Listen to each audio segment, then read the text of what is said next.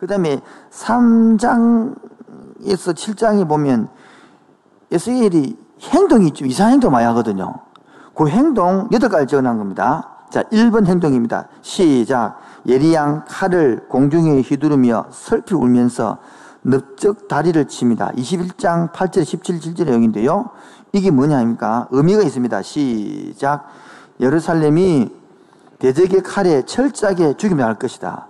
두 번째, 칼에다가 갈라지는 두 길을 그린 후에 각각 지시표들을 만듭니다. 이 말은 장차 바벨론 왕이 지시된 길을 따라서 예루살렘 공격을 나타내고 가마에 물을 부은 후 양고기에 좋은 부분을 넣고 오랫동안 불을 뗍니다.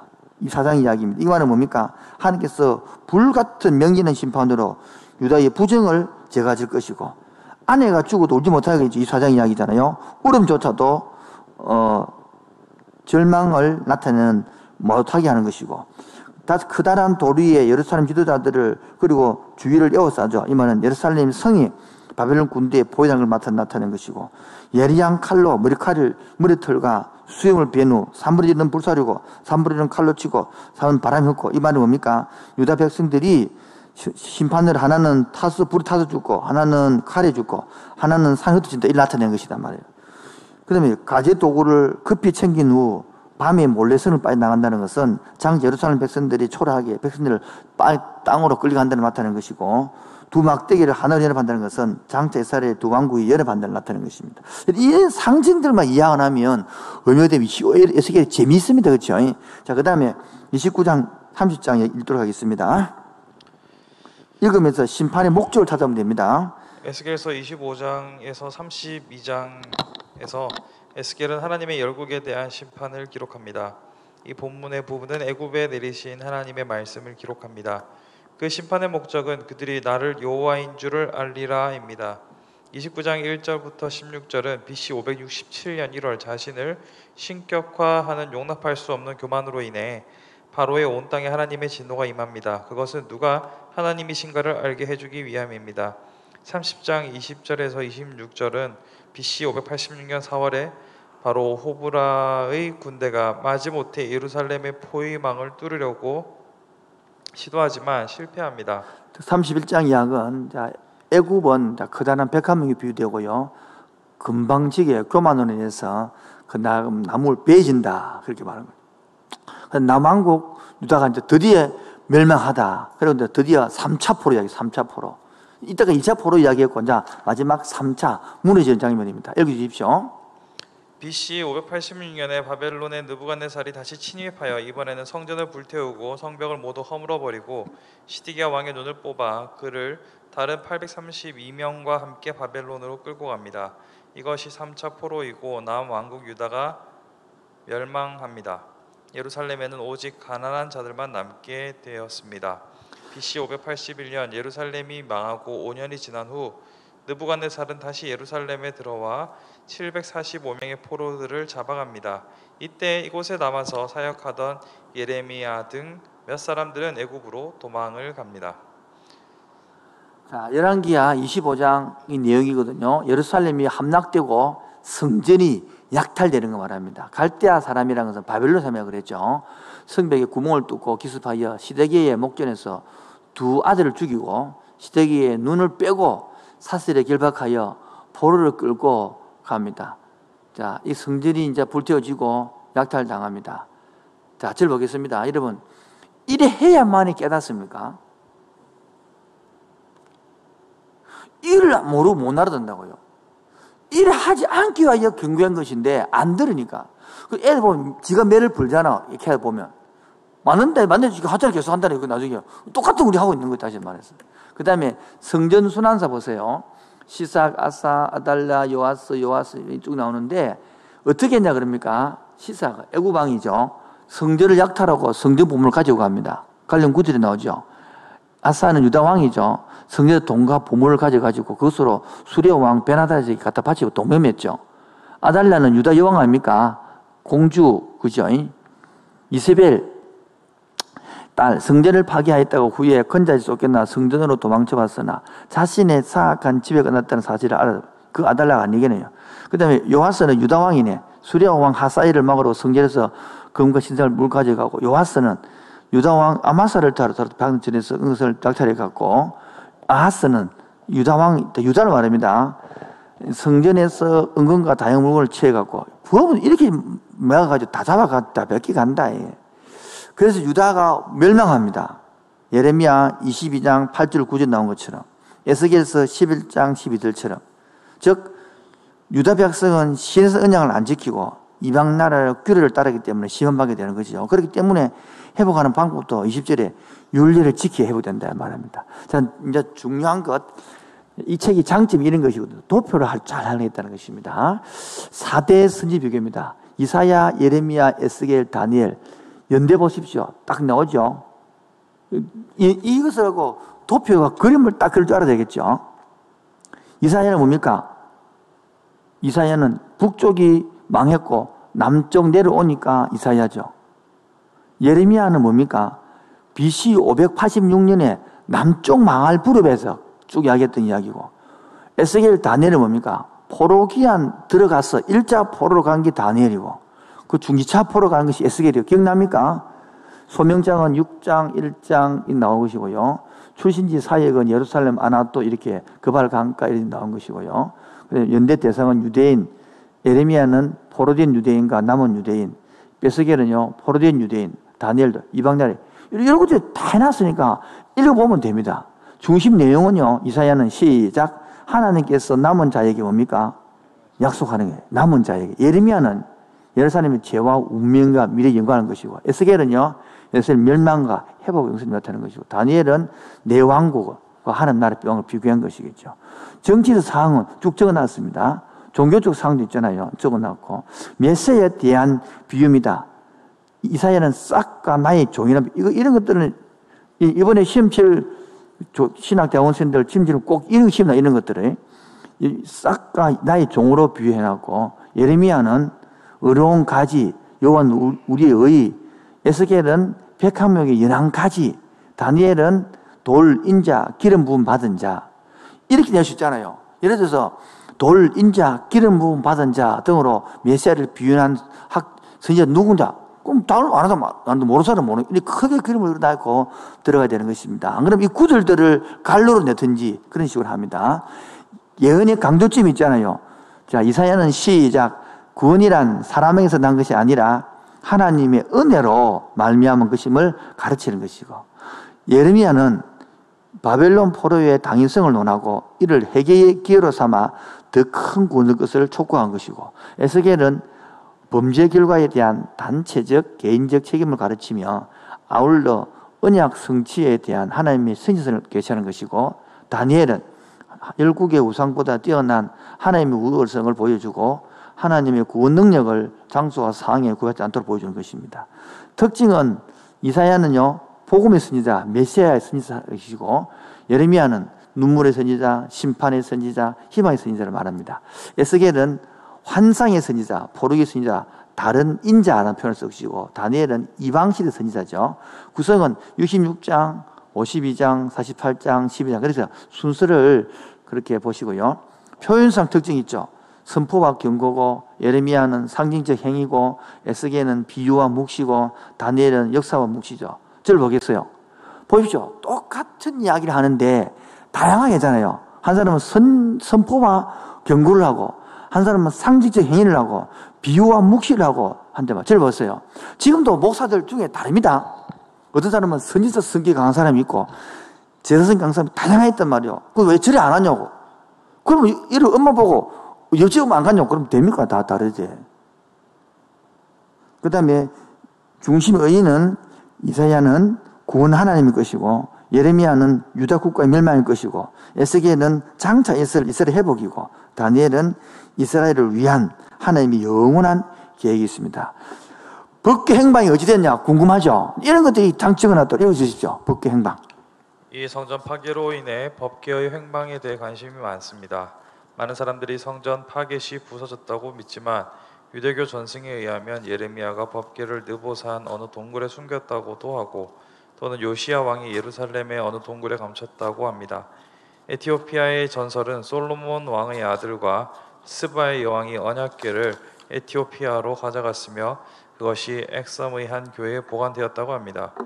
에티오피아의 그리스도인들은 10계명이 새겨진 돌판을 담은 상자를 들고서 줄을 서 행진하는 관습을 만들었다는 것입니다. 그러나 이러한 관습은 고대부터 있던 것은 아닌 것 같습니다. 자, 드디어 남왕국 유다가 멸망합니다. 역대 36장, 에스겔 12장, 행동들, 예레미야 52장, 시편 89편 읽으면 되겠습니다. 넘어갑니다. 예레미야 애가는 딱 4장 빼었습니다. 4장. 4개 기억하면 되면 5개. 한 장 하나씩. 자, 1장은 예루살렘의 재앙. 선지자가 탄식합니다. 여기 멸망되어 됐으니까. 2장은 예레미야의 여호와의 진노입니다. 진노의 성격, 금연받는 도성을 말하고요. 예레미야의 3장은 슬픔입니다. 고통, 그러나 희망을 나타내고 있죠. 예레미야 여호와의 진노, 대조가 이유고 예레미야 기도 호소입니다. 자, 줄거리 따라 읽어주십시오. 조선이 1905년 을사보호 조약에 의해 일본에 합병되자 1905년 11월 20일 황성신문에 장지연 논설위원이 시일야 방송대곡 오늘 하루 목노아 우노라라는 제목의 사설을 실었습니다. 예레미야 애가는 바로 그와 같은 맥락의 시입니다. 이 책은 5개의 시로 구성되어 있는데 각 시는 BC 586년에 있었던 예루살렘 멸망으로 인해 야기된 대파괴와 비탄에 대한 마음을 찢는 외로운 부르짖음입니다. 절망과 함께 각 시는 고백과 회개의 기도를 담고 있으며 또한 소망과 믿음에 대한 암시 그리고 회복을 위한 기도를 포함합니다. 히브리 성경에서 이것은 성문서의 일부이며 룻기와 전도서 사이에 놓여 있습니다. 유대인들은 예루살렘에 있는 통곡의 벽에서 그리고 해마다 아벌 7월 태양력 기준 아벌 9일 곧 느부갓네살이 성전을 파괴한 날에 이 5개의 시를 낭송합니다. 이 애가는 계시록 18장과 다음과 같이 대조됩니다. 애가서는 하나님의 도성인 예루살렘의 함락을 보고 하나님의 선지자가 우는 것을 보여줍니다. 계시록 18장에는 땅의 상인들이 물질과 탐욕의 도성 바벨론이 함락함을 보고 우는 모습이 나옵니다. 애가서는 5장 154절로 되어 있고 신약에 7번 직간접 인용됩니다. 자, 예레미야 애가를 표시 바랍니다. 한번 성경 보고 넘어가겠습니다. 예레미야 애가 구약 성경 1142면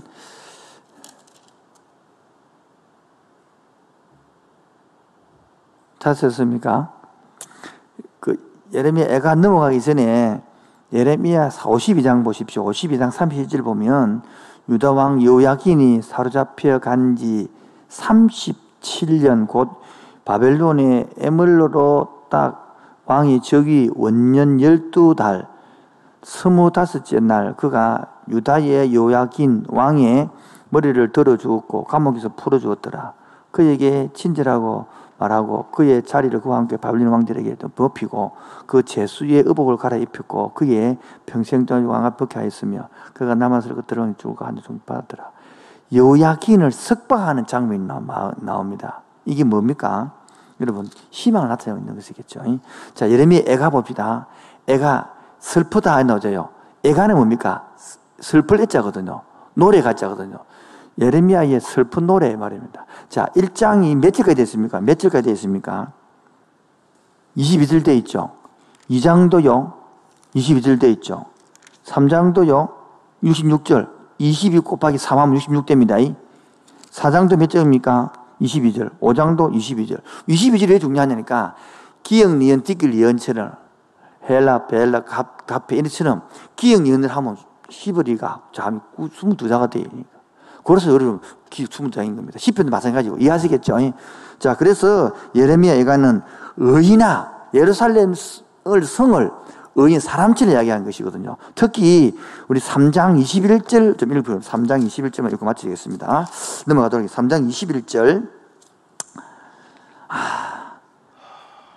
내 고초와 읽어주세요. 19절부터 3장 19절부터요.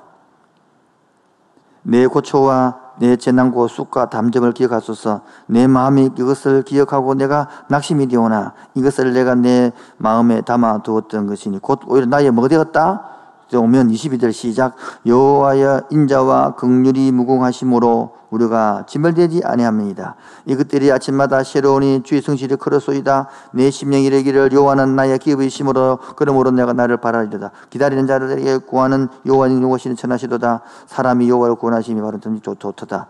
사람은 젊을 때 명예를 명하기 좋으니 여러분 이게 가지고 33절까지 특히 제가 중요한 이 33절입니다. 시작. 주께서 인생으로 고생하게 하시며 근성하게 하시면 본심이 다시 한번 더 시작. 주께서 인생으로 고생하게 하시며 근심하게 하심은 본심이 이런 것들 외워야 됩니다. 시작. 주께서 인생으로 고생하게 하시며 근성하게 하시면 본심이 아니시로다. 이런 거 외워야 된다고. 다시 한번 더 시작. 주께서 인생으로 고생하시며 근성하심이 본심이 아니시로다. 자, 이런 것들 넘어. 그 다음에 열왕기하 25장이나 예레미야 39장이나 그 다음에 에스겔 33장이나 19장이나 이 모든 안에 다 암몬, 모압, 에돔 두루 멸망시킨다는 이야기입니다. 드디어 32장도 예루살렘이 했던 애굽도 멸망한다 예언한 것입니다. 자, 넘어갑니다. 그 다음에 오바다입니다. 오바다는 한 장 배웠습니다. 배워주십시오. 오바다. 저 바다에 누워, 오바다에 누워 호세야, 요엘, 아모스, 다음에 오바다거든요. 오바다는 무슨 내용이냐면 간단합니다. 에돔을 멸망하는 겁니다. 에돔을 멸망을 왜 적어놨습니까? 에돔은 야곱과 에서 있잖아요. 예? 아시죠? 야곱의 형 누굽니까? 에서 후손이거든. 그럼 형제지간이죠. 예? 그런데 형제지간 이거 안 돌보고 막 했거든요. 그래서 하나님 멸망한 내용입니다. 자, 오바다 읽어주실랍니까? 줄거리. 자기 친척들인 남유다가 절망적인 어려움에 빠져 있을 때 에돔은 교만하고 득의양양하며 중립을 지켰습니다. 심지어 고소하게 여기고 공격하며 만행을 저지른 것에 대해 하나님께서 분노를 하셨습니다. 만일 하나님이 정의로우시다면 에돔은 반드시 언젠가 똑같은 운명에 처하게 될 것이라는 것입니다. 그날이 올 때 이스라엘은 구원받고 승리를 거둘 것이며 여호와의 날에 전 세계에 퍼져 있는 이스라엘 남왕국과 북왕국의 포로들은 그 땅으로 돌아올 것이며 여호와께서 왕으로 다스리실 것입니다. 좋습니다. 여러분, 에돔에서 가장 특징이 뭔지 아십니까? 다른 데는 전부 다 경고하고 나면 회복을 이야기했습니다. 이방 나라 에돔에는 그게 없습니다. 회복이 없습니다. 회개하는 말도 없습니다. 읽어주십시오. 에돔은 항상 유다를 미워했습니다. 에돔은 야곱의 형 에서의 후손들이라 유다와는 형제 같은 나라지만 그들은 역사적으로 오랜 앙숙 관계를 이어오고 있었습니다. 느부갓네살 왕이 이끄는 강력한 군대가 예루살렘을 침공하여 멸망시키는 동안 에돔 사람은 오히려 바벨론의 약탈자 편에 가담했습니다. 극심한 환란의 날에 유다는 형제의 나라의 도움을 기대했지만 그들은 수수방관했고 심지어 예루살렘의 멸망을 기뻐했습니다. 여기에는 오랜 원수지간의 역사가 있었습니다. 그러나 하나님은 이런 에돔의 태도에 대해 멸망할 것임을 오바댜 선지자를 통해 선포하십니다. 방관자도 죄인이 된다는 사실을 깊이 묵상해 보아야 합니다. 예, 방관자도 여러분 거의 죄인이 되잖아요. 지금 마찬가지거든요. 자살 내버려두는 것들 그것도 말한다는 것이. 자, 넘어가겠습니다. 오바다 밑에 배경 보시고 이제 넘어가서 이제 포로로 잡혀간 366페이지입니다. 포로로 잡혀간 하나님의 백성을 향하여 회복을 약속한 하나님입니다. 시편 137편은 적어놔주십시오. 시편 137편을 찾으십시오. 욥기 다음에 시편 137편을 찾으셔서 이렇게 적으십시오. 바벨론 강가에서 고향을 생각하며 부르는 가곡 적어놔주십시오. 그럼 여러분 다음 읽을 때에 이해가 쉽습니다. 이런 내용이구나. 137편 바벨론 포로의 예가 바벨론 이 적으십시오. 이대로 바벨론 강가에서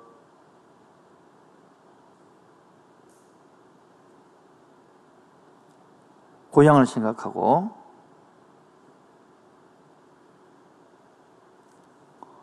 생각하며 부르는 가고파다.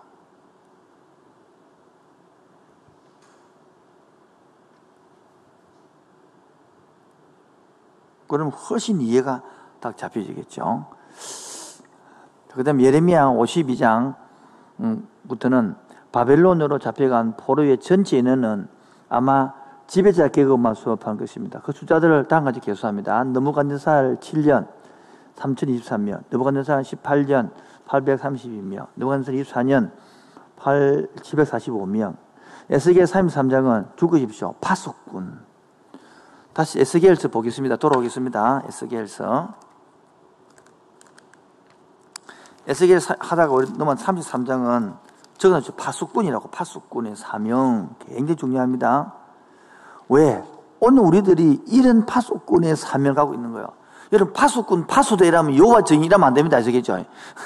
그들이 파수대를 팔고 있는데 여호와 정의는 안 되고 좋은 건 이단 다가가서 그렇지. 우리가 이 파수꾼의 역할을 해야 된다. 그 말하는 것이죠. 그 다음에 34장부터 30장까지는 읽어주실랍니까? 거짓 선지자를 이야기하는 것이거든요.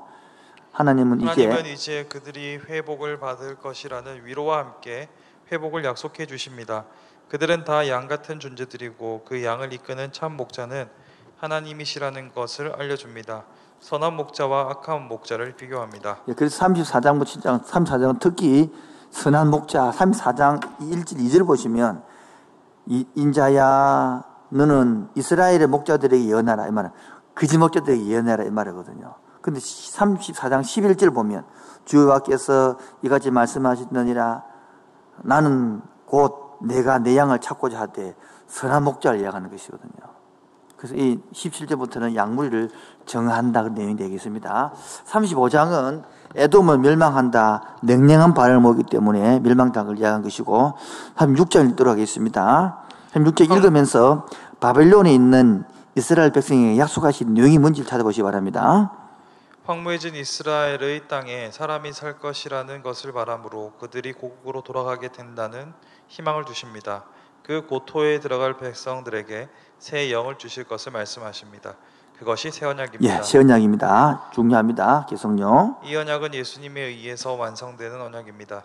이것은 37장의 마른 뼈가 생기를 받아 살아나는 것과 같은 맥락입니다. 옛 언약은 돌판 위에 쓰여졌고 법 위에 기초하며 모두에게 가르쳐야 할 것이며 하나님과 법적 관계를 맺도록 인도한 것이었습니다. 반면에 새 언약은 마음속에 쓰여지고 사랑 위에 기초하며 모두에게 알려져야 하는 것이고 하나님과 개인적 친근한 관계를 맺도록 하는 것입니다. 자, 37장은 마른 뼈 이야기를 하죠. 이것이 뭡니까? 흙으로 인간을 창조해서 생기를 불어 생리 되게 하시는 것을 생각하면 똑같죠. 그래서 2장 7절의 이야기를 상상했잖아요. 이 회복은 예수님을 통하여 회복되는 말입니다. 지금도 보십시오. 죽어가는 영혼들이요. 저도 한번 기억납니다. 우리 그때 신학대학원인가 대학부 때 막 지치갖고 중간고사 치고 뭐 이래가지고 막 있는데 어느 목사님 와서 한 3일 동안 집회를 했는데 우리로 다 살아났어요. 팔팔. 그때 마른 뼈가 이런 의미가 있는구나. 막 지치가 막 있는데 3일 동안 이렇게 새벽을 말씀을 전했는데 다 듣고 막 다 은혜 충만해가지고 살아나는. 야, 그게 바로 마른 뼈처럼 그게 나타내는 것이구나. 그 다음에 38절 39장은 에스겔의 묵시적 예언이시죠. 읽어주실랍니까? 에스겔은 북쪽으로부터 닥칠 야만 민족의 공격에 대해 말하고 있습니다. 이들은 마곡, 메색, 두발 그리고 고멜 등입니다. 이들의 이름은 당시 세계의 북쪽 경계로 여겨졌던 흑해, 코카스 지역에 거주하는 인도 유럽 어족의 민족들을 말합니다. 이들은 신원 미상의 인물인 곡의 지위를 받습니다. 곡은 우주적인 악의 세력을 의인화한 명칭일 수도 있습니다. 왜냐하면 이를 알아놔야 곡과 마곡의 전쟁을 이해할 수 있기 때문인 것입니다. 계속요. 원근 각처의 군대들과 동맹한 그는 여호와의 백성과 전쟁을 일으킬 것입니다. 하나님은 그 모든 악의 세력을 한 손으로 단번에 영원히 멸하심으로 만민 앞에서 당신의 권능을 나타내실 것입니다.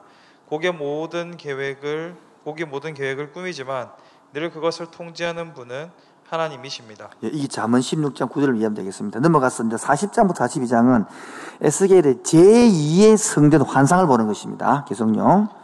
하나님은 에스겔에게 성전의 이상을 보여주시면서 하나님의 백성의 회복을 확인시켜주고 있습니다. 성전은 법궤와 더불어 하나님의 백성에게는 하나님의 임재요 하나님이 우리와 함께 하시는 축복의 상징이기 때문에 이 성전의 환상은 회복의 희망과 중요한 연관이 있습니다.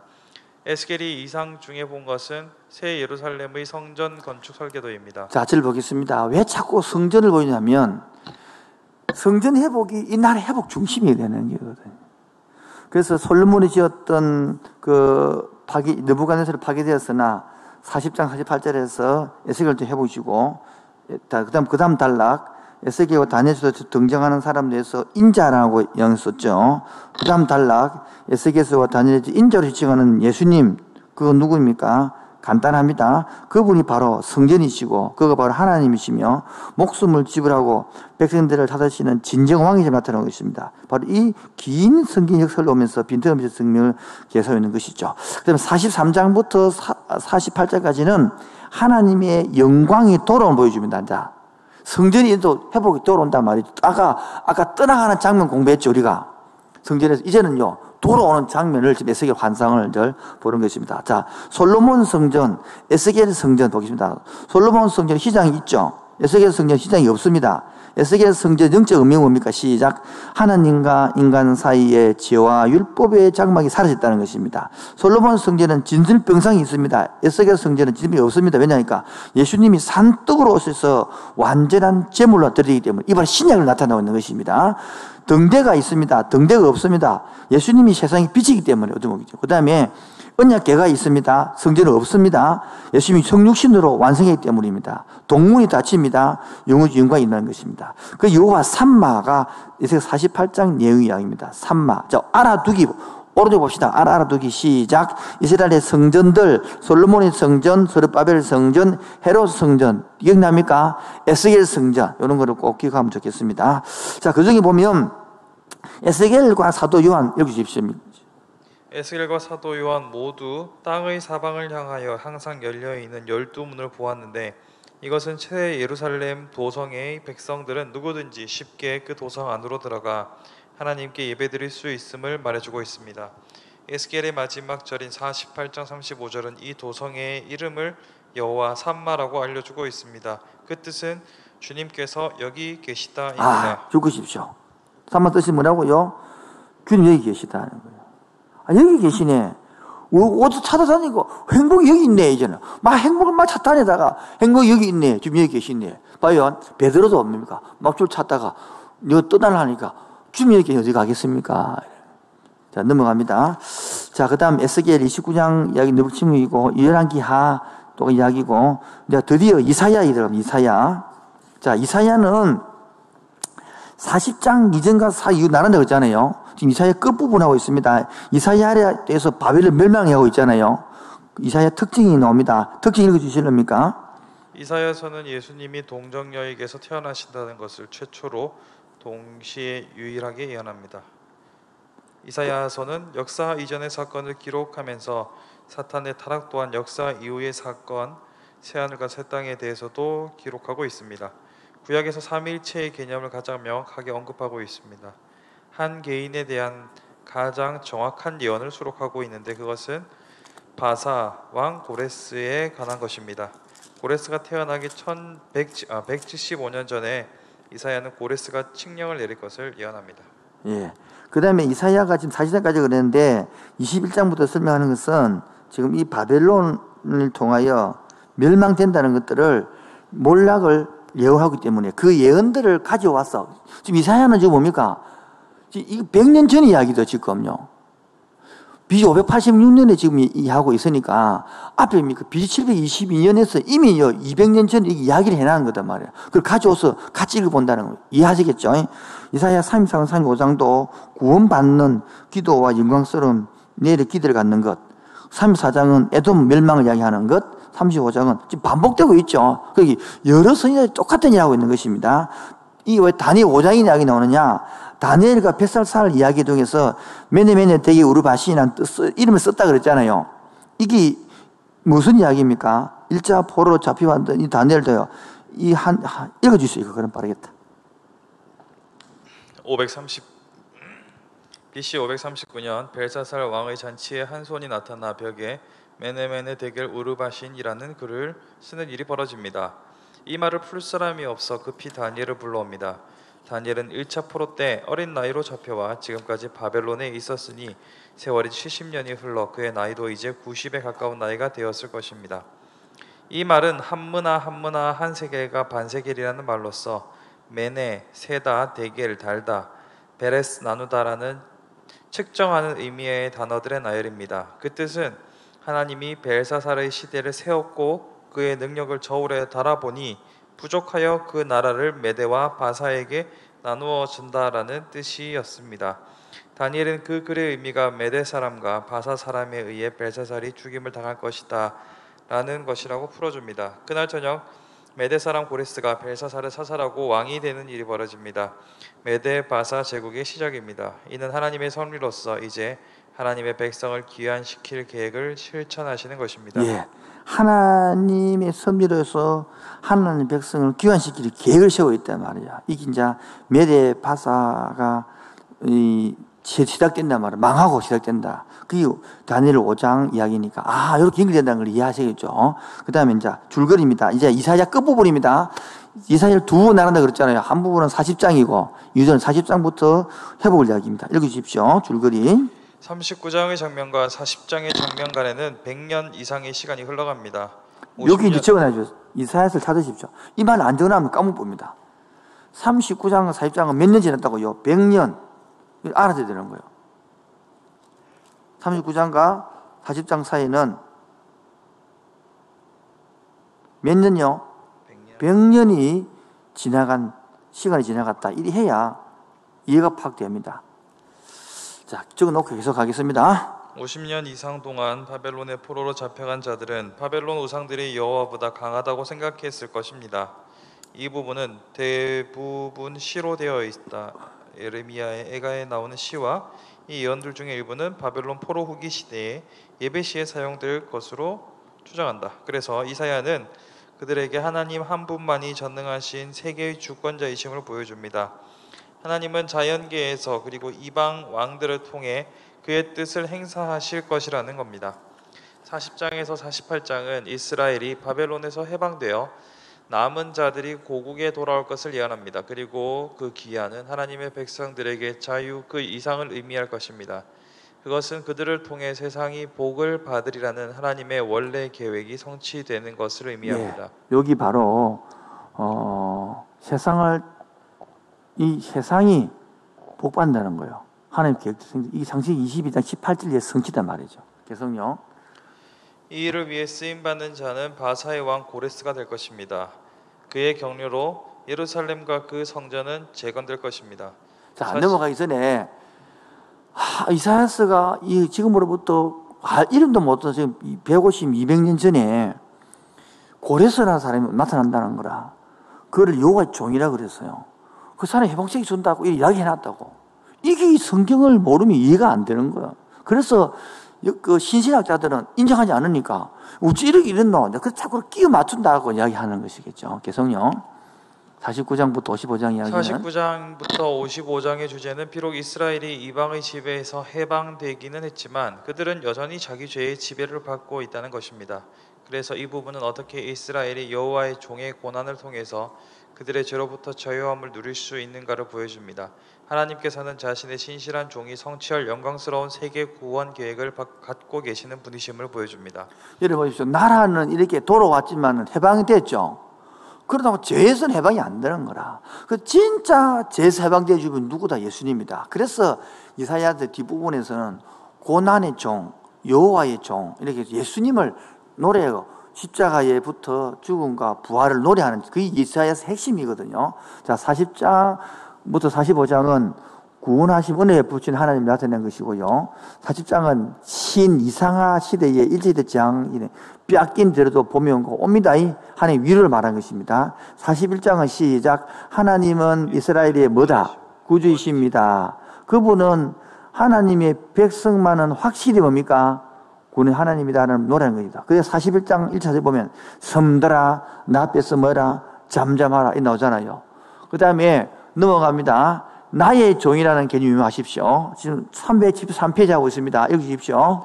나의 종이라는 개념에 유의하십시오. 그 종은 이스라엘만 가리키는 것이 아니라 아래의 몇 구절과 더불어 오실 메시아 예수님을 가리킴을 알 수 있습니다. 이사야서에 네 군데 종의 노래가 나옵니다. 좀 이따 할 수 있겠습니다. 그 다음에 이사야 속에서 발견한 그리스도, 이런 것들 여러분 신대원생들의 심시대 중요한 것들입니다. 그리스도의 신성, 영원성, 전능성, 전지성 등은 이사야서 9장 6절에 7절 이렇게 살펴보면 됩니다. 여러분 하나씩 넘어가겠습니다.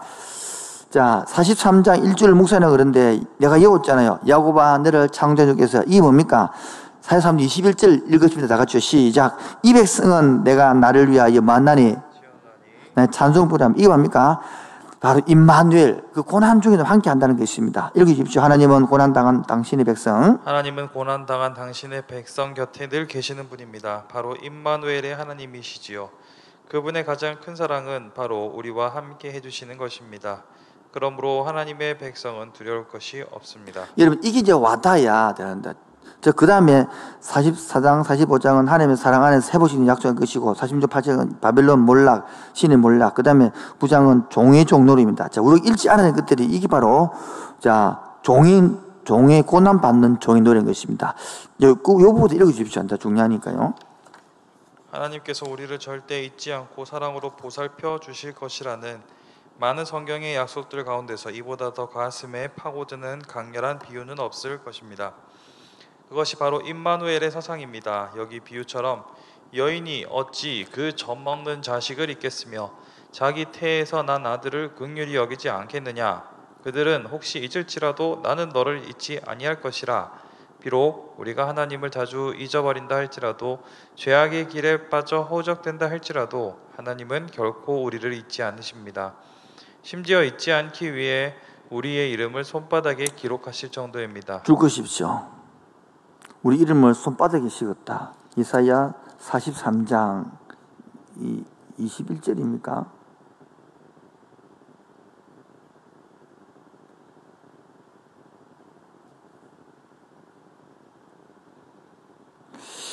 이게 마태복음에 나오는 것입니다. 계속 읽도록 하겠습니다. 내 이름을 내 손바닥에 새기고. 계속요. 사실 하나님께서 우리와 더 가까이 계시는 때는 우리가 공고한 날을 살아갈 때입니다. 기억하시라. 예루살렘의 허물어진 성벽에 관해 알고 계시는 것처럼 하나님은 우리를 기억하고 우리가 필요로 하는 모든 것을 아신다는 사실을. 자, 여호와의 종이 노래. 자, 49장 55장 제일 중요한 것입니다. 하나님의 종의 개념을 보여주고 있습니다. 성경의 여호와 종의 개념은 세 가지로 보여줍니다. 하나는 이스라엘 나라는 여호와의 종이다. 출애굽기 19장의 시내산 전쟁에서 제사장 나라라는 뜻으로 이루는 사역 감당하는 종이 말입니다. 구약에서 여호와의 종은 바로 이스라엘 가리킵니다. 그들은 고난 가운데서도, 죽으십시오, 고난 가운데서도 하나님의 뜻을 이룬 자들이 된 것이 여호와의 종이라는 것입니다. 이게 우리거든요. 나 자신이거든요. 현대인이거든요. 이게 신자거든요. 이걸 다 까먹어버리니까 완전히 지금 우리는 내만 잘 먹고 잘 사고 편하고 이래 가버리니까 전혀 관련이 없는 거예요. 하나님 쓸 사람이 아무도 없는 거예요. 대충 지금 이해가 잡히죠? 지금 이틀 남았습니다. 우리 지금 오늘 이게 돼야 이제 내일 끝나는 거예요. 오늘 그래야 욥기가 이해됩니다. 욥기가. 다시 이야기합니다. 이 구약의 여호와의 종은 바로 이스라엘을 가리킵니다. 그들은 고난 가운데서도 하나님 뜻을 이룬 자죠. 보라, 내가 너를 연단하였으나 은처럼 하지 않고. 그는 이 너가 뭡니까? 이스라엘. 지금쯤은 나. 한동안. 그래서 나오네요. 그 종의 사명과 신분이 신약에 와서는 예수 그리스도에게로 전염을 할 수 있습니다. 예수님은 몸소 당하신 고난을 통하여 우리가 그 고난의 길을 열어주셨습니다. 그가 시험을 받아 고난당하였은저 진짜 너희 뭡니까? 도울 수 있느니라. 그리고 고난의 종의 개념은 예수님의 제자인 우리들로 이전됩니다. 이게 핵심은 지금 핵심입니다.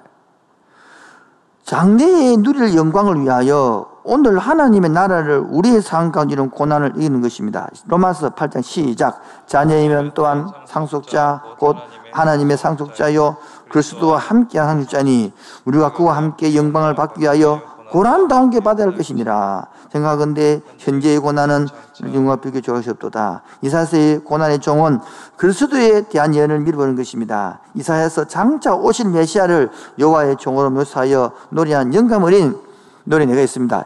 1장 42장이 1의 노래, 49장은 2의 노래, 50장은 3의 노래, 50장은 4의 노래라고 합니다. 하나님의 종 이스라엘의 임무에 실패하자 하나님은 또 다른 종 메시아를 보내 약속했습니다. 그 메시아이신 예수님의 종의 삶을 통해 우리를 구원해줬습니다. 종의 노래는 메시아의 사역과 아름다움을 드러내는 노래지만 또한 우리가 죽고 싶죠. 많은 사람 묻습니다. 목사 어떻게 살아야 됩니까? 이래 살아야 되는데 이렇게 이제. 오늘 또한 우리가 하나님의 종으로서 지친 이들에게 뭡니까? 힘을 주고 구원을 전한 자. 이게 바로 고난의 종으로 사는 것. 이게 바로 적으십시오. 사명자란 말이에요. 그 우리에게 셀장이 된다는 것은 사명자라 그래요. 사명자. 사역자라 그래요. 셀장. 근데 목사부터 이런 걸 알고 섬기는 거죠. 이게 목회거든요. 한 사람 한 사람 살려가는 것인데. 저는 목회를 어떻게 배우느냐? 설교하면 된다 배웠습니다. 근데 목회는 그게 아니라, 목회는 그게 아니라고요. 한 영혼을 살려가는 게 목회란 말이에요. 근데 신학교에서 배울 때 목회 설교하라고 기도해라 그래 배웠다고. 한 영혼을 살려가는 거. 넘어가서 그래서 회개와 감사의 마음으로 이사야 51장 1자 읽어주십시오. 이사야 53장은 가장 감동적인, 가장 많이 읽히신 장입니다. 우리의 죄악을 위하여 고난받으시는 예수님 모습이 가장 현장감 있게 모셔져 있습니다. 52, 53장에 고난받는 여호와의 종 예수님 모습을 이사야가 마치 십자가 밑에서 목격한 것처럼 정리하고 있습니다. 그분은 그래서 예수님의 발 아래 엎드려 그분의 고난에 동참하는 마음으로 회개와 감사를 드려야 합니다. 또한 54, 55장에서는 하나님의 백성을 회복하시는 하나님의 나라를 뭐요? 개념, 하나님 나라의 개념이 있다는 것입니다. 자, 이때 왜 갑자기 잠언이 나오느냐 보십시오. 잠언은 솔로몬의 잠언이 아니라 33가지의 지혜로운 짧은 것들의 모험이라고 그랬잖아요. 뭐 소문도 많이 있다 그랬잖아요. 솔로몬이. 잠언 23장을 읽으면 부자가 되는 느낌 묵상했어요. 그 다음에 30장, 31장은요. 아굴과 르무엘의 지혜거든요. 자, 잠언 한번 펴보시기 바랍니다.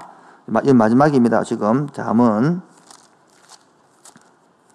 욥기 시편 잠언이거든요.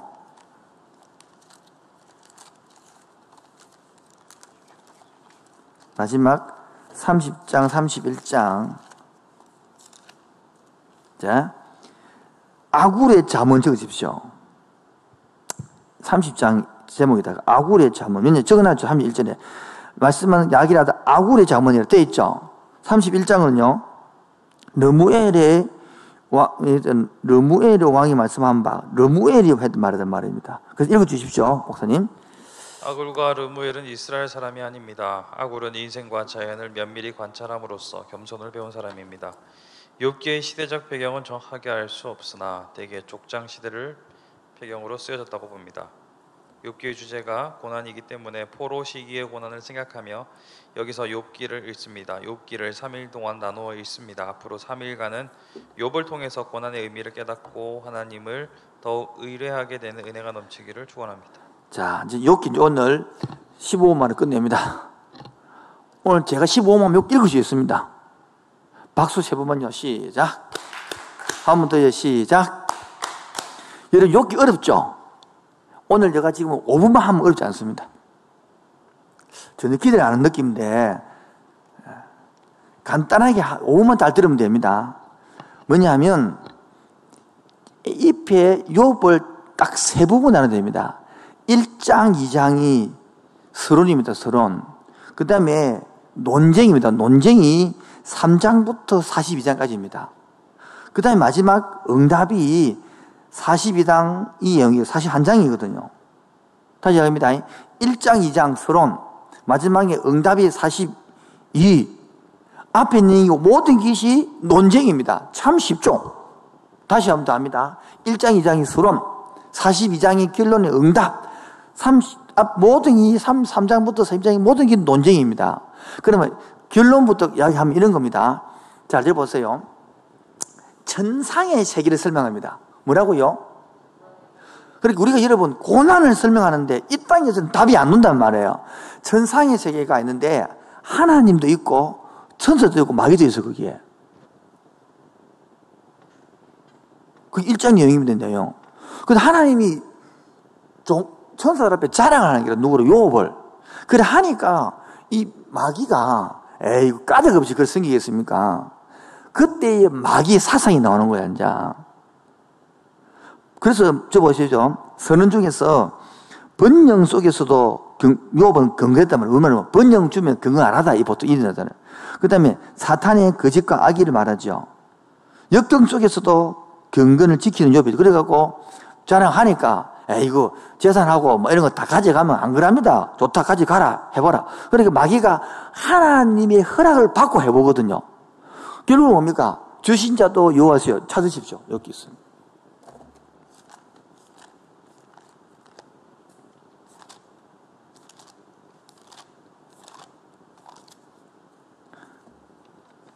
주신 자도, 자, 보겠습니다. 21절. 그렇게 답을 먼저 갑니다. 20절에 욥이 일어나 겉옷을 찢고 머리털을 밀고 땅에 엎드려 예비하며 이르되 내가 모태에서 알몸으로 나와사온 적 또한 알몸으로 그래도 돌아갈지라 주신 이도 여호와시요 거두신 이도 여호와시다 이래가지고 탄송하듯이 원망하지 않았단 말이에요. 그러면 1대0 아닙니까? 1대0. 사탄이 다시 합니다. 2절에 또 하루는 사탄들이 아들들이 와서 이르되 또 뭐 하다 왔나 그러니까 땅을 두루 돌아다녀 왔대. 저를 보세요. 지금도 사단은 땅을 두루 돌아다닙니다. 뭐 하려고? 예수 안 믿게 하고 믿는 사람도 넘어뜨리려고.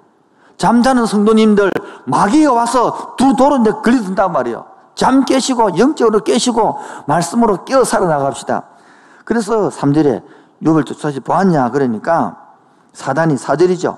여호와 기도가 이르되 가죽을 갖고 오니 사람이 그의 모든 소유물로 자기 생명을 바꿀지라. 뭐냐니까 재산을 가져가서 괜찮지만 목숨 가져가면 생명을 아프게 하면 안 됩니다. 그래 말하니까 아니다. 대신 6절 여호와께서 사단에 이르시되 그래 내 손이 맡긴다. 그러나 생명이 하지 말라. 그러니까요 이제 7절 보세요. 사단은 이에 그의 발바닥에서 정육까지 종기가 막 가리게 하는 것이죠. 그러니까 9절에 뭐합니까? 이제 얼마나 힘드니까 욥이 질그러 조각으로 끓는 거라. 그러니까 9절에 아내가 하는 말이 욕하고 죽을부시라는 거야. 그렇게 10절에 그가 이르되 그대의 말이 한 어리석은 여자의 말 같도다. 우리가 하나님께 복을 받았은 적 하도 받지 않나겠느냐 하고 모든 일에 욥이 입술로 말하지 않았더라. 범죄가 아니라. 여기 서론입니다. 그 다음부터는 욥이 해치고 옵니다. 이때부터 논쟁이거든요. 봅시다. 3장입니다. 자, 욥이 탄식이 3장이 나옵니다. 탄식이. 아이고 내가 왜 이랬노 이래놓고 4장부터 보십시오. 욥의 친구 세 사람이 있습니다. 누구요? 엘리바스, 빌다, 소발이 1차 논쟁입니다. 요거를 자 2차 논쟁은요 똑같이 논쟁하고 답하고 논쟁하고 답합니다. 그 다음에 3차는 엘리바스, 빌다 같은데 소발이 답 안 하고 엘리후가 끼어듭니다. 그 다음에 하나님이 개입하는 장면이 나오고요. 응답으로 끝나는 것입니다. 자, 이게 어떻게 나왔는지 넘어보겠습니다. 자, 어디까지 보느냐?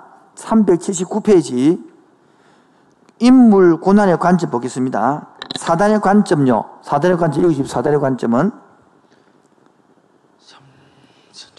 379 고난의 관점. 사람들은 고난 없이 잘 살고 축복받을 때만 하나님을 믿는다. 이것이 전적으로 틀린 생각이고, 여기 세주육 관점이 뭡니까? 고난은 하나님께 죄를 심판하는 것이다. 때로는 그런 경우도 있지만 항상 그렇지 않다. 엘리후의 관점이 뭡니까? 고난은 하나님 우리를 가르치시고 단련시키는 방법이다. 이것은 사실이긴 하지만 완전한 설명은 아니다. 하나님 관점요. 시작. 고난은 우리로 하여금 하나님께서 하시는 이해를 통해서 그분을 믿도록 하는 것이 아니라 비록 이해할 수 없을지라도 하나님 그분 자체를 전주도 해준 것이다. 욥은 고난받는 종이면에서 예수님을 대표합니다. 아시겠죠? 자, 넘어가겠습니다. 선은 이야기했습니다. 간추린 사탄론은 이사야 14장과 에스겔 28장에 나오니까 보면 되게요. 욥의 상태 변화, 입술로 범죄하지 않았다는 말하는 것입니다. 논쟁이 3장부터 10장까지인데, 자, 논쟁을 할 때에, 자, 보겠습니다. 1단계는 재물을 가져가죠. 사탄이 가져갈 때에. 2단계는 뭐갑니까? 육신, 자녀들을 가져가고 육체의 지배를 가져갑니다. 3단계는 뭡니까? 영혼을 병들게 합니다. 아내의 저주, 친구들의 참소, 하나님의 침묵입니다. 저를 보세요. 이게 지금도 동일합니다. 이 욥기서는 아브라함과 동기동생이잖아요. 그럼 지금으로부터 몇 전입니까? 약 한 4,000년 전에 인물이 됐습니다. 그때의 4,000년 전에 사탄이 쓰는 방법이나 진짜 똑같단 말이에요. 저 1단계는 뭡니까? 항상 재물을 갖고 힘들게 합니다. 많이 주갖고 떼어내 빠지게 만들고 작게 주고 힘들게 하는 거 가져가요. 두 번째 통화는 뭡니까? 우리 육신, 정신적으로 뭡니까? 자녀들을 가져가 보십시오. 우리 어떻게 하는지. 두 번째는 육체의 질병들을 보십시오. 어떻게 하는지. 그거를 지금 딱딱 설명하고 있는 것입니다. 세 번째는 뭡니까? 내 영혼은 뭡니까? 내 아내를 저주 내리고 친구들이 내 욕을 하고 하나님도 말 안 할 때에 어떻게 살아요, 여러분? 돌아보겠죠? 따라합시다. 재물, 육체, 영혼. 요렇게 딱딱 한단 말이에요. 그리고 보면, 자, 내용은 전 재산을 읽거든요. 그때 욥의 반응이 뭡니까? 시작. 모든 소유권을 하나님께 돌리고 도리어 뭐를 한다? 찬송을 한다는 것입니다. 자, 의미를 읽으십시오. 하나님과 재물을 동시에 섬기지 못한다는 말씀이 있듯이 대체로 재물에 대한 인간의 욕구는 매우 강렬하지만 평소 하나님을 경외하던 청지기로서의 삶을 지향했던 욥에게 있어서 재물의 상실이 치명적인 고통이 될 수는 없었습니다. 자, 유단계 들어가서 잔들을 읽죠. 큰 충격에도 불구하고 욥을 경배합니다. 의미는요? 자신의 죽음은 곧 자식의 죽음은 자신의 죽음만큼 참혹하게 느껴지는 것이 인지상정이지만 욥은 이삭을 제물로 바치고자 했던 아브라함의 심정으로 탄식과 원망 앞서 먼저 하나님 전에 엎드렸습니다. 육체의 질병이 들었습니다. 온몸에 악창이 생겼죠. 결코 저주하지 않았습니다. 의미는요? 견디기 힘든 고통이 계속되자 욥은 평소의 신앙이 적용되지 않은 현실에 대해 격심한 혼란을 경험하고 번민 가운데 빠져들었습니다. 자, 세 번째 영혼이 됩니다. 아내가 저주하죠. 욕하고 죽으라 합니다. 여러분, 아내가 이런 말하면 안 미치겠습니까?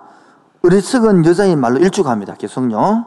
일심동체라 일컫는 아내마저 격렬한 비난을 서슴지 않는 것으로 보아 욥에게 닥친 사태의 심각성이 더욱 부각됩니다.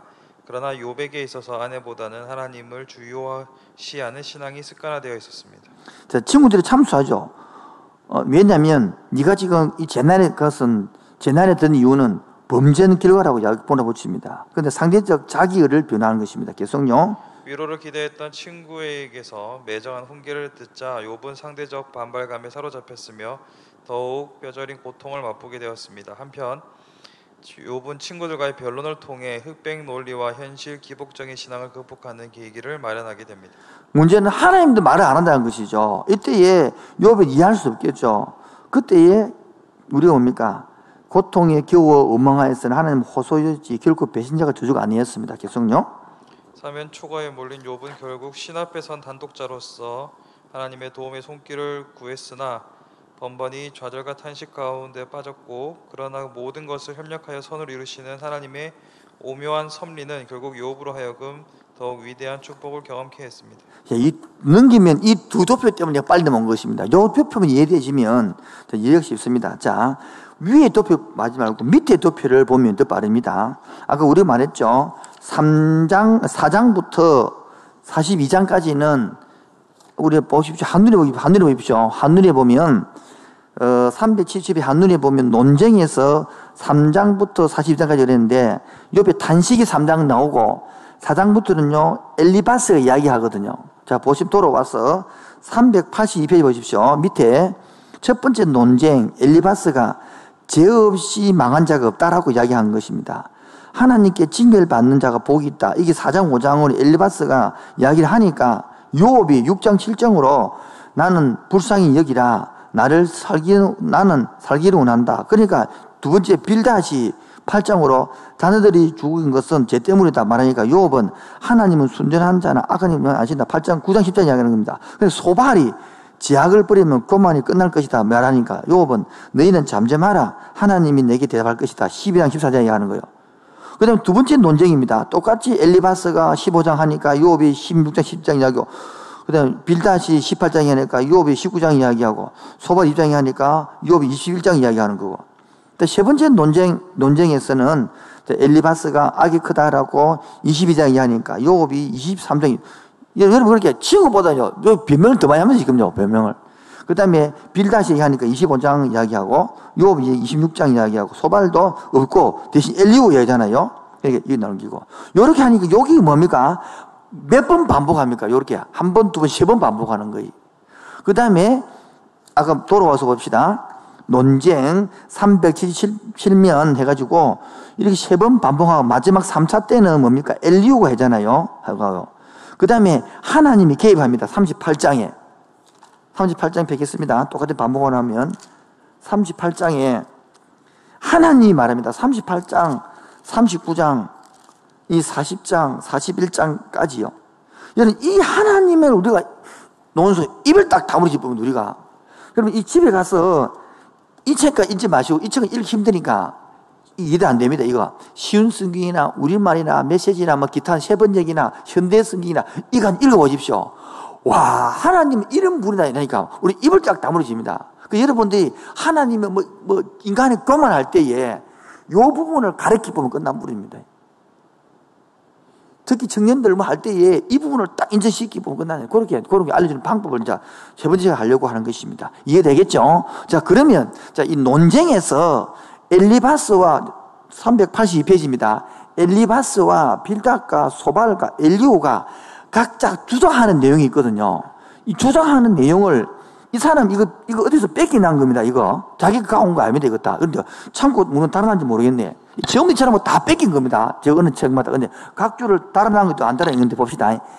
제가 이 붙여놨거든요. 저도 이렇게 이 책이 뺏긴 거 아니고 이렇게 붙여놓은 게 제가 이 뺏기가고 똑같은 내용이거든요. 다른 책이 뺏기다 붙여놓은 건데 엘리바스는 특징이 뭡니까? 신학자와 실용주의자입니다. 빌닷은 역사와 율법주의자입니다. 소발은 도덕가와 독단론자입니다. 엘리후는 신학자와 지성인입니다. 그러니까 엘리바스는 경험을 강조하고 빌닷은 전통을 강조하고 소발은 가정을 강조하고 엘리후는 교육을 강조하는 거예요. 그리고 제가 보겠습니다. 이 논쟁할 때에 그 세상에 네 가지 소리를 말하는 것입니다. 이해하시겠죠? 세상에 네 가지 소리. 정치, 경제, 교육, 사회문화. 그처럼 엘리바스는요, 인격은 사려깊음으로 보이고, 빌닷은 논쟁적으로 보이고, 소발은 노골적이고 직선적으로 보이고, 엘리후는 예리하고, 이 똑같이 사람 형태를 말하는 것입니다. 그리고 무슨 소리입니까? 엘리바스는 철학적이고, 빌닷은 역사고, 소발은 전통이고, 엘리후는 논리고. 이해하시겠죠? 이 도표 보면 이해된다는 것입니다. 그래서 제가 간단히 끝낼 수 있도 15. 이걸 안 하고 설명하면 못 알아듣습니다. 요거만 딱 보고 읽으면 이해됩니다. 이제 그렇게. 장소도 남아있으니까. 이 표 3개만 보면 끝내. 표 3개만 보면. 그 다음에 욥에게 준 욥 논고가 있는데, 엘리바스는 죄를 범하면 고난당한다. 그런 사상을 갖고 있습니다. 지금도 교인들 중에서요. 두 번째는 빌닷은 내가 죄 짓지 않으면 틀림이 없다. 내가 짓고 있으면 지 않으면 안 된다. 소발은 내가 죄를 범하고 있다. 엘리후는 하나님은 순결케 하시고 가르쳐 주신다. 나타나. 이게 뭡니까 지금? 우리에게 계속 요구하는 게 있냐면 이런 사람들이 있으면 똑같이. 그래서 욥이 좀 충고가 다릅니다. 악한 자만이 고난당한다. 빌닷은 악한 자는 언제나 고난당한다. 소발은 악인은 장수하지 못한다. 엘리후 하나님 앞에서 스스로 낮추라. 예세되는 구절은 4장 8절, 5장 17절, 8장 8절 이렇게 나온단 말이에요. 자, 그 다음에 하나님에 대한 관념이 있습니다. 엘리바스 하나님 의로우시고 악인은 벌하시고 축복하시는. 여러분 이게 틀린 말입니까? 맞는 말입니다. 빌닷도 뭡니까? 신방한 움직일 수 없는 입법자, 소발, 굽힐 수 없는 무자비하신 분, 엘리후는 훌륭한 교사가 됩니다. 저를 보겠습니다. 이 하나하나를 맞는데요. 나중에 결론은 하나님이 욥을 인정했지 제 친구 인정하지 않았습니다.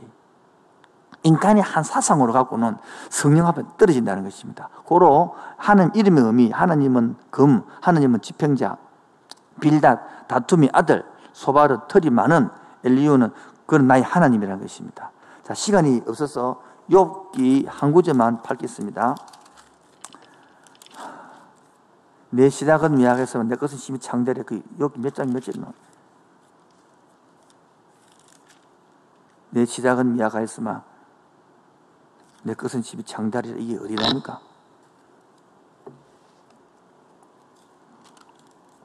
8장이 나오는 거 아닌가?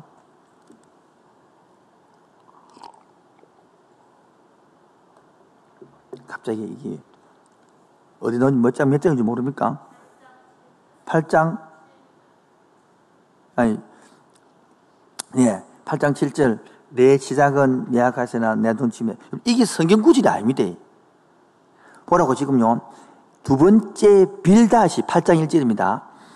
수아 사람 빌닷이 대대바에 이르되 어느 때까지 이런 말을 하겠으며, 빌닷 나왔죠. 역술법주의자, 전통 논쟁적인데, 내가 어느 때까지 이런 말을 아끼겠으며 어느 때까지 내비 거친 바람이 방했는가. 하나님 어찌 정의를 굳게 하시겠으며 전능하신 이 어찌 공의를 베풀게 하시는가. 내 자녀들이 주께 죄를 범하였으므로 주께서 그들을 그 죄에 버려두시나니, 내가 만약 하나님을 찾으면 그 죄를 전능하신 광구하고 또 정결하고 정직한 반드시 너를 돌보시고 내 어려운 처소를 편하게 하실 것이라. 내 시작은 몇 살 아침에 장려하시 장려. 이 뜻이 뭡니까? 우리가 그 뜻이 아니단 말이에요. 이게 누가 한 말입니까? 비웃은 거야. 근데 하나님 뜻대로면 시작은 작게 나중에 창대하게 되는 네 꼴을 와 그러노? 욕을 좀 탓한 내용이요. 그래서 옛시대의 옛 교훈을 이제 8절에 청하건대 너는 옛시대의 사람에게 물으며 조선들에게 배워 이를 말을 한 건데, 우리 하나님이 말씀한 줄 알고 떠가서 붙이다는 게 이사가 이렇게 지다가 미약해서 장사집에. 그럼 이게 하나님 말씀이 이게 지금, 그러니까 이거는 내가 안타깝단 말이야. 그래서 이런 걸 하지 마자 이런 거. 그래서 오히려 좋은 내가 이사가 가면 집에 가면 쉐마 이런 거. 신명기 6장들의 말씀. 이런 건 너무 많은 거 이런 것들이 기가 차죠. 그래서 여러분 기가 차는 거예요. 기가 순수한 칼을 차고 특히 이사야서 어디고 말씀이 신천지가 말하면 말씀이 두 짝이 있대. 이사야서 38장 44장인가? 이사야 34장인가? 말씀이 짝이 있다 그러고 막 짝 차고 하는데 34장 43장 모르겠네. 갑자기 이제 옛날 승리가 와야 되겠네. 요 머리 다 까먹었어요. 그래갖고 짝이 있다 이래가지고 그 짝이 있다는 말씀이 어디 나오나? 이사야 30. 여기 나오네. 34장. 이사야 34장에 보면 16절. 이사야 34장 16절. 너희는 여호와의 책에서 찾아 읽어봐라. 아시겠죠? 읽어보세요. 찾아서. 이것들 가운데 빠진 것이 하나도 없고 제 짝이 없는 것이 없으니 이는 여호와의 입이 이를 명령하셨고 그의 영이 이것들을 모으셨나니. 그러니까 짝이 있단 말이야. 그래서 구약신약 막 짝을 찾는 거라. 그 짝입니까? 이 짝이. 여러분 이 영어로 치면 it that이란 말이에요. it 가까이 있으면 it 멀리 멋있는 건데 이 짝은 앞에 있는 34장과 34장은 열국의 심판입니다. 열국의 심판. 에돔의 예를 들면 에돔. 자 34장 1절. 열국이여 너희는 나와 들을지어다. 민족들이여 귀를 기울을지어다. 땅과 이가 쪽에 에돔에 지금 6절 보세요. 6절 끝에 살육이 에돔 땅이 있습니다. 8절. 그래서 이것은 여호와께서 보복하시는 날이요 시온의 송사를 주관하여 서는 날이라. 9절에 에돔이 땅은 불붙는 늑청이 되며 10절에 끝에 세세에 항무하여 그리로 지나갈 자가 영영하게 없겠고 11절 끝에 당아와 사과 고슴도치가 그 땅을 차지하고 부엉이와 까마귀가 터져. 왜요? 그 에돔이라는 건 그 페트라가 유명한 성이 있거든요. 그 아름다운 성인데 난공불락성입니다. 근데 그게 지금 망해가지고 그 성에 당아와 고슴도치가 온대. 여호와께서 그 위에 혼란의 줄과 공의 줄을 들일 것이 가지고 이들이 국가를 이르려 하여 기인들을 부르되 아무도 없겠고 모든 방법도 없을 것이다. 그 궁궐에는 에돔성이 궁궐 아닙니까? 얼마나 망했던지 가시나무가 나며 그 견고한 성에서는 은건기와 세품이 자라서 성냥이와 굴과 타조가 짐승 노릇해야 된단 말이에요. 그리고 14절에 들짐승이 이리와 만나서 슌염소가 그 동료를 부르며 올빼미가 거기서 살면서 쉬는 날을 처소로 삼을 것이고 부엉이가 거기서 깃들이고 알을 낳아 까서 그 그늘에 모여서 솔개들도 각각 짝과 함께 거기서 막 숲이 우거져가지고 궁궐이 응원됐단 말이에요. 그래서 너희는 여호와의 책에서 찾아 읽어봐라. 앞에 이 책을 말하는 거예요. 그러면서 이것들 가운데서 빠진 것이 하나도 없이 제 짝이 없이 이것들이 뭡니까? 동물들이 다 지점 짝 찾아가지고 쌍대가고 산다.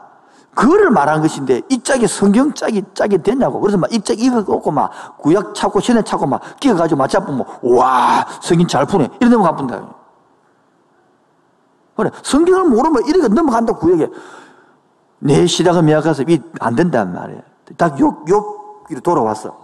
자, 그래서 욥기 12장부터 34장 이야기 나오고 24장 42장 엘리후의 견해는 좀 늦게 했지만은 하나님의 훈련을 받아야 된다. 하나님 훈련하는 장면이다. 그게 엘리후가 소발과 바른 의견입니다. 그다음 넘어가서 384페이지.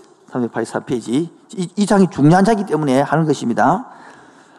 하나님의 도전이 있습니다. 인간의